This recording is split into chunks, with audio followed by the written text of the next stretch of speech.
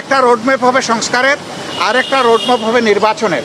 সংস্কারটা সফল হলেই নির্বাচনটা সফল হবে। এই জন্য দুটি বিষয়ের উপরে আমরা গুরুত্ব দিয়েছি এবং তাদের সাথে আমাদের আরও ডায়ালগ হবে। দেশের চলমান আইন শৃঙ্খলা পরিস্থিতি নিয়ে এখানে কথা হয়েছে এবং এই ক্ষেত্রে জনগণ আর বর্তমান সরকার একসাথে কিভাবে পারস্পরিক সহযোগিতার মাধ্যমে আইন শৃঙ্খলা পরিস্থিতির আরও উন্নয়ন সাধন করতে পারে এবং সকল ধরনের ষড়যন্ত্রের বিরুদ্ধে জাতিকে ঐক্যবদ্ধ রাখতে পারে, সেই বিষয়গুলো নিয়ে আমাদের এখানে কথাবার্তা হয়েছে।